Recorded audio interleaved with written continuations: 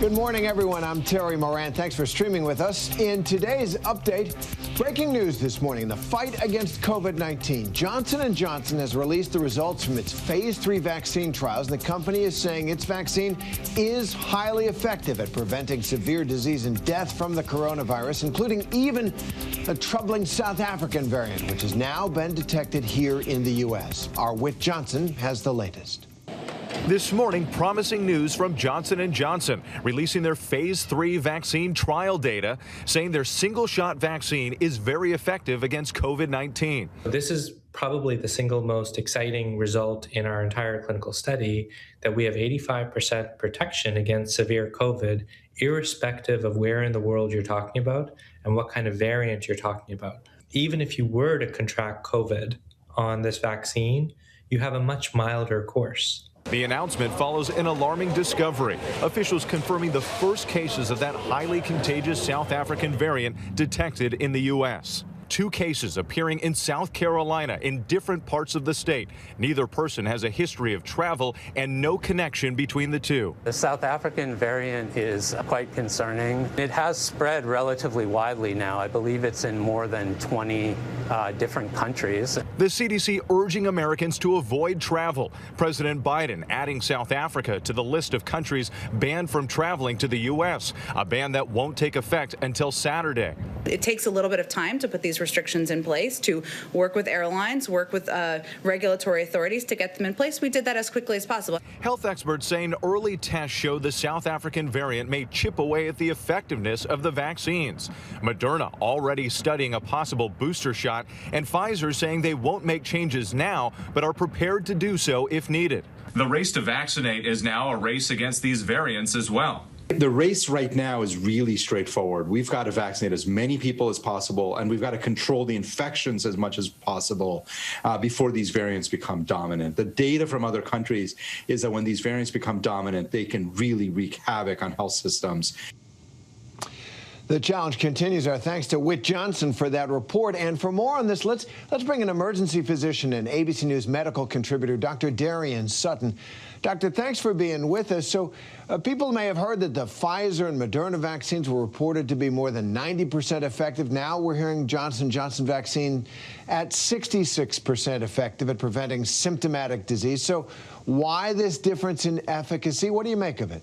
So I want to first state that these reports of efficacy from the Johnson & Johnson reports of 66% are still good.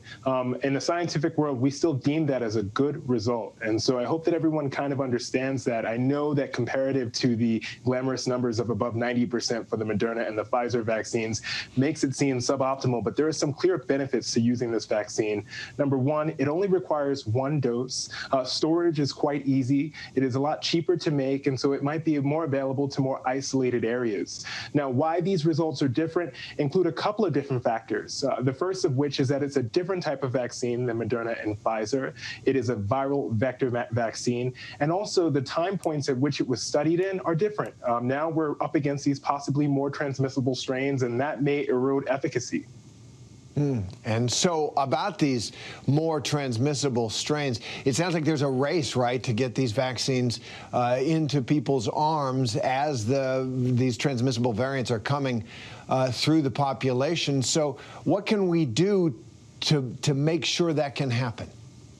Well, this is a great question. Number one, I want to remind everyone that this virus needs opportunity from transferring from person to person in order to change, to create variants and mutations that possibly are more transmissible. So stopping that opportunity is of utmost importance. Wearing masks, socially distancing, avoiding indoor gatherings, and closed ventilated areas are options that people should look to for protecting themselves against this virus overall. And then secondly, I agree with the plans for stopping travel. I think right now, any unnecessary travel should be put on hold, and anyone traveling from any location that has a high level of outbreak should be quarantining after their travel. Pretty serious times right now. And Dr. While we've got you, we wanted to bust some COVID vaccine myths with you if we can. Up first, so taking ibuprofen after getting my vaccine will not eliminate possible immunity. What do you make of that? We're hearing that. That is fact. There's a lot of questions around taking medications like non-steroidal anti-inflammatories like ibuprofen or Motrin or Tylenol after their vaccine. There was a lot of discussion, I think possibly myths that were going around.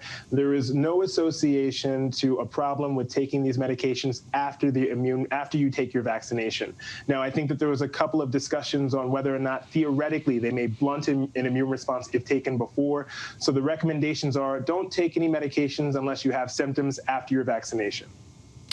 Fair enough. All right, so another one. I still need to get the flu shot if I get the COVID vaccine. Fact or myth? Fact. You should still get the flu shot, and also it's recommended to get the COVID vaccine as well. Right now, our flu numbers are low, and so any additional help in keeping those numbers low would be beneficial. So we recommend everyone get the flu shot if you haven't gotten it already. Will do. I already have, actually. So how about this one? If I've had COVID, I still need to get the COVID vaccine? Fact. It is a recommendation that for patients who have had COVID to get the COVID vaccine. Reasons behind that include in cases that we've seen of naturally acquired COVID-19 infections, the immune response can wane over time. And the thought process is that the vaccine can create a more robust, long-lasting immunity. So the recommendation is to still get the vaccine even if you've had confirmed case of COVID-19. All right, and this last one is about masks. I've got my 2 masks here. What about 3 masks? Wearing 3 or more masks offers more protection against COVID. I'll call this one a fact, but I do believe that if you go beyond 2 masks, it just honestly becomes quite uncomfortable. 2 masks should be really effective in preventing transmission of COVID-19 in the general population. If you go beyond that, it might increase your respiratory rate. It might create more forceful breathing and therefore more air to escape the mask, and that would defeat its purpose. So I think 2 is good enough. All right, Dr. Sutton, that was so helpful. Thanks very much for that. Really appreciate it. Thank you. And coming up at 3 p.m. Eastern on The Breakdown, we'll have more on that South African variant. Our Maggie Rulli just spoke with Professor Lynn Morris from South Africa's National Institute for Communicable Diseases. Her interview today, that's on The Breakdown at 3 p.m. Eastern. And the White House says President Joe Biden is encouraged by Johnson & Johnson's vaccine trial data. Press Secretary Jen Psaki said in this morning's briefing that now is the time for the Food and Drug Administration to do its job of evaluating the safety and efficacy of that vaccine. Meanwhile, Dr. Anthony Fauci and the White House COVID-19 response team, they're holding a briefing today to address the vaccine developments and these new variants. Meanwhile, President Biden is set to make his first trip on Marine One since taking office. He'll be visiting Walter Reed Medical Center later this afternoon to spend some time with our wounded warriors. And we turn now, hard turn, to a new documentary taking a closer look at the battle over Britney Spears' fortune. Yep, the star has been in the spotlight for decades, but for the past 13 years, she hasn't had any control over her own money. There's a lot of it. She's been fighting for it against her own father. Will Reeve has this story. She's been in the public spotlight for nearly her entire life. Britney Spears delivering hit after hit after hit. But with immense fame came intense scrutiny. In 2008, Spears appearing to spiral. After a contentious divorce from Kevin Federline, she was hospitalized twice, once after reportedly barricading herself in a bathroom with her 2 young sons amid a bitter custody battle. Ever since, the pop superstar has been under a court-appointed conservatorship. Her father, Jamie, and others put legally in charge of much of her life, from health and medical decisions to decisions about her finances. Hi, Britney. Now, a new documentary, The New York Times presents Framing Britney Spears, examines that arrangement as Spears fights to remove her father from his role controlling her assets, which court documents say are worth nearly $60 million. There's a lot of provocative questions about, whether or not everyone is operating in Britney's best interest. Was she opposed to her dad as the conservator of the estate, the person, or both? Both. Britney did not want her father to be the conservator of her person, right? The person who makes decisions about her medical care and treatment and so on and so forth.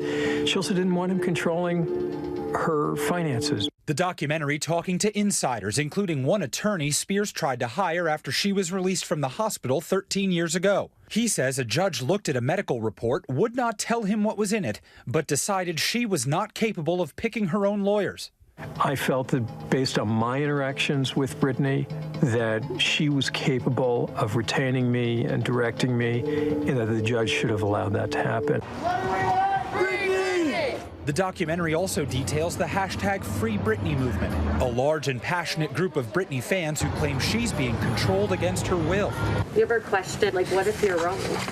If I'm wrong and one day Britney does come out and tells us that we're wrong and leave her alone, we will do just that. Soon after that interview, actually, these court filings started, which did indicate that Britney wanted something changed, and that she wanted the role of her father changed. And so watching that happen, actually, following some of these fans was really fascinating, because they felt like, oh my God, we were right.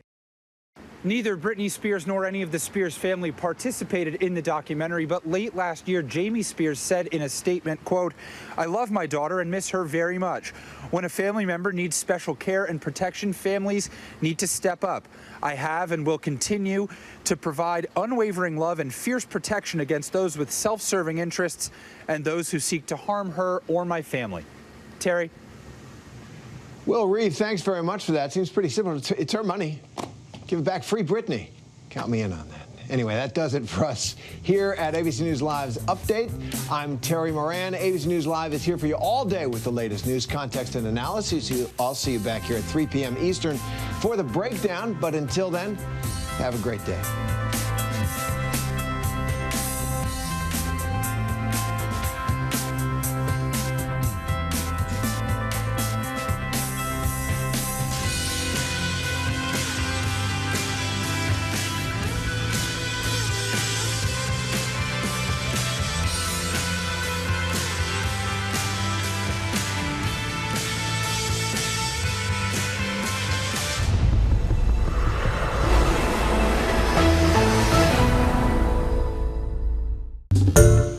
Hi everyone, George Stephanopoulos here. Thanks for checking out the ABC News YouTube channel. If you'd like to get more videos, show highlights, and watch live event coverage, click on the right over here to subscribe to our channel, and don't forget to download the ABC News app for breaking news alerts. Thanks for watching.